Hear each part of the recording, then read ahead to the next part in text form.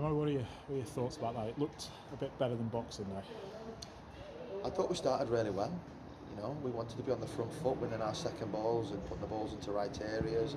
And I thought, we were probably the better team for most of the first half. I thought we put them under quite a bit of pressure without creating too many opportunities. Marcus had a couple of shots, Alex has been in there, had a couple of corners. I didn't think that they were particularly strong in the first half, but they were very efficient, very organised, and very difficult to break down. And that's ultimately won them the game today with the second half display.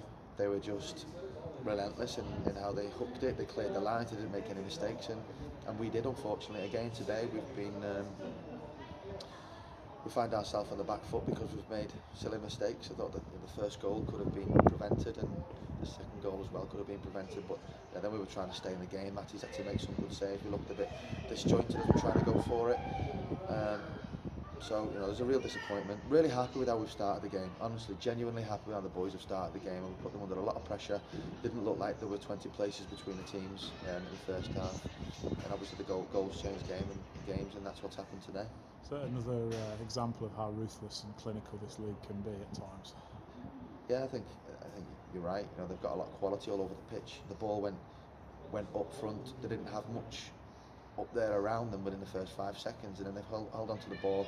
Their team move up the pitch quickly, efficiently, and they managed to get bodies around the ball, and they can create something. Whereas we're kind of just scrapping for everything.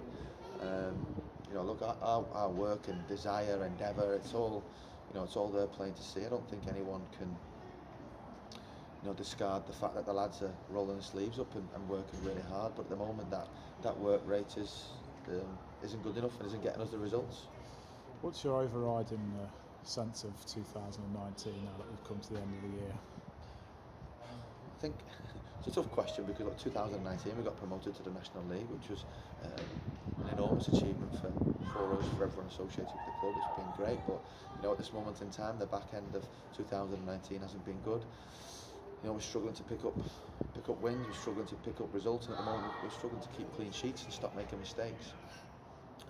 So overall, it's been a good year for the club, but we need to kick on. The beginning of 2020 needs to be a lot more positive. We need to give the fans something to cheer about. We need to give ourselves something to hang on to, something more positive during the games for us to go on, to kick on a game, because at the moment we're it's an uphill battle every single game that we're going into, and we're finding it really hard.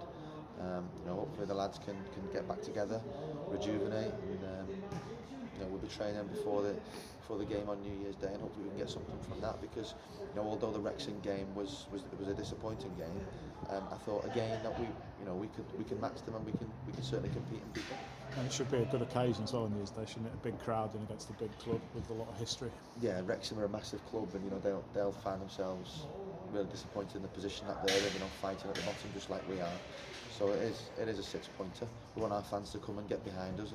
It's difficult to say just an hour after being beaten quite comfortably in the end by Harrogate, but we want them to turn up in the numbers, and when we do have a good atmosphere here, it's a difficult place for anyone to come. We've seen that when we've played it in the FA Cup, when we played Stockport this season. The fans came in the numbers.